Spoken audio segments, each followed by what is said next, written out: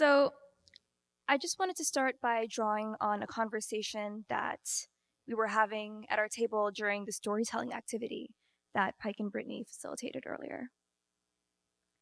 It's kind of difficult to explain to friends, to family, what exactly public health is, and I think we often end up going back and forth between this kind of accessible colloquial and the jargon that we use often to legitimize public health as an academic field.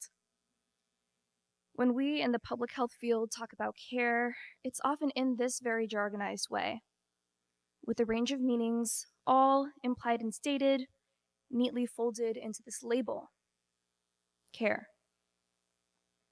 It's kind of difficult to find a right or wrong way to talk about care because it means something different to everyone. For me, when I think about care, I think of my mother. My mother. My mother always worked hard, fiercely and tirelessly, like there was a fire lit under her, and there was the desire to pursue an education. She was an actress as a child, but made the astute and mature choice to pull out of her acting career at the age of 7 to pursue that education. That was always a priority to her. She went on to become a veterinarian, came here, got a master's in computer science, and worked in the Silicon Valley during the dot-com boom. And then after she stopped working for a while, picked back up and became licensed in phlebotomy. My story begins with her. When I was born, that same fire occupied my body, but the most challenging thing for me has been to understand that this fire takes on a different shape in my body. Growing up, I struggled to find a passion that was authentic to me. Being pre-med was always part of the conversation, but when it came time to apply for college, I discovered public health. Here was something integrative, something a little bigger than the examining room, something that would serve the community. Here, I thought, was the right kind of service. The decision to pursue service work seemed like a natural decision to me. I often recall the way that my mother worked hard to take care of those around her, to stand up on behalf of us when we were not able to stand up for ourselves, and to push ever forward against seemingly intractable circumstances in search of solutions to any problem that she set out to solve. Which is why her reaction to my decision was a little perplexing. It was met with concern and a deeper disappointment.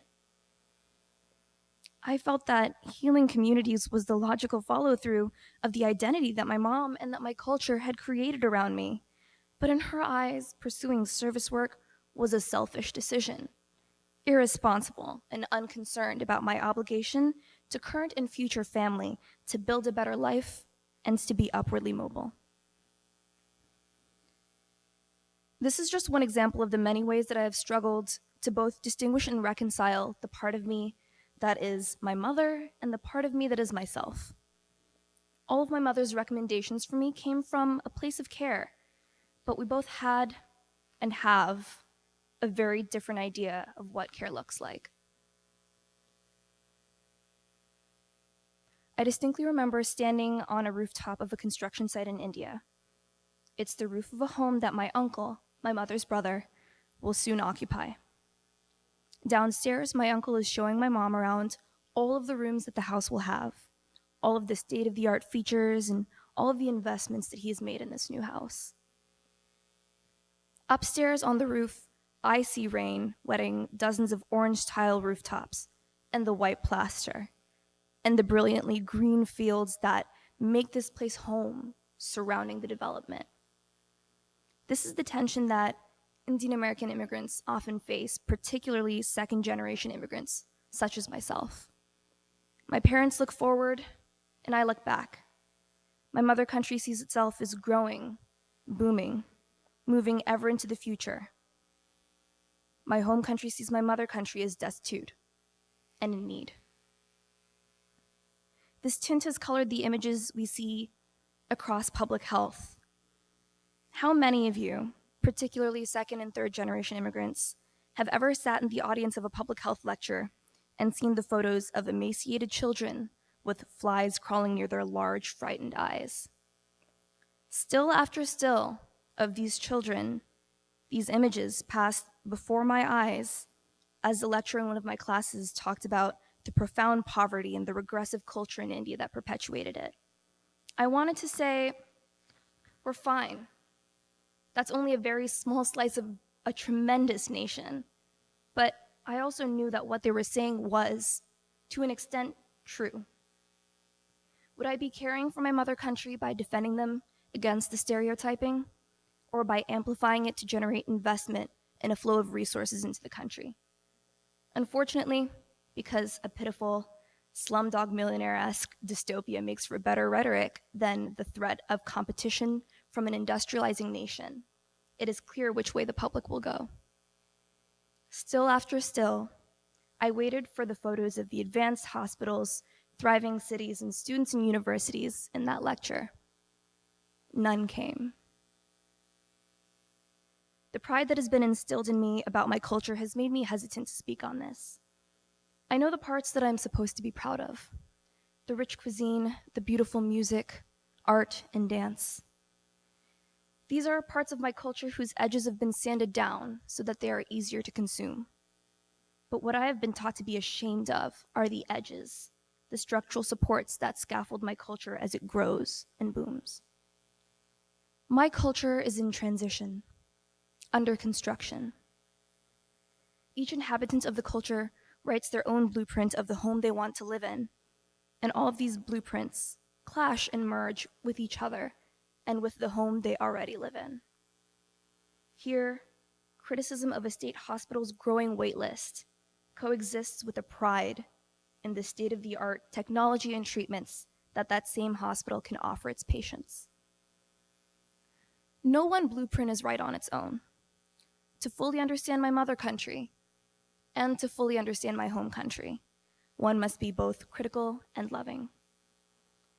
I bring the same critical love for this piece of my identity to all walks of life. It is with the understanding that challenge does not equal disrespect that I begin to work through the generational and cultural differences that live through me. To my mother, care means supporting those immediately around her.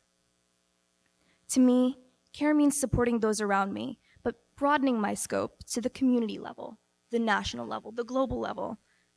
Neither of us is right or wrong.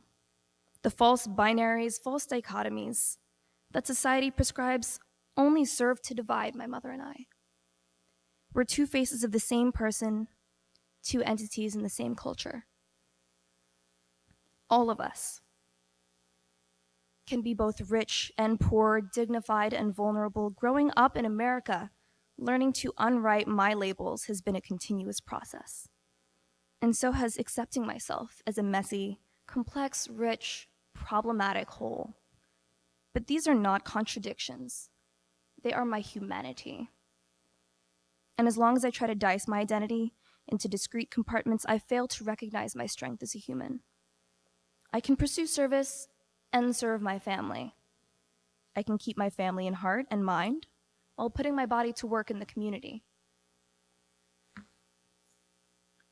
Western medicine claims to compartmentalize people in order to treat them, to label them and draw lines and create categories in order to heal these people most effectively.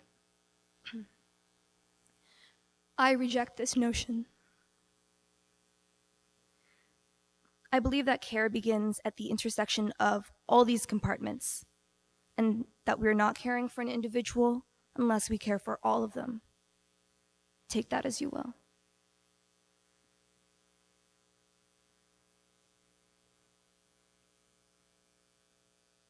From time to time, I revisit that rainy rooftop in my mind.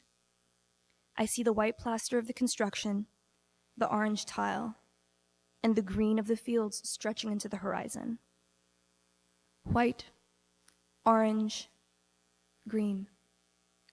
I see the colors of my mother country, not clashing, but working in imperfect and beautiful synchrony, like past, present, and future. I see my mother, and I see myself holding her hand. Thank you.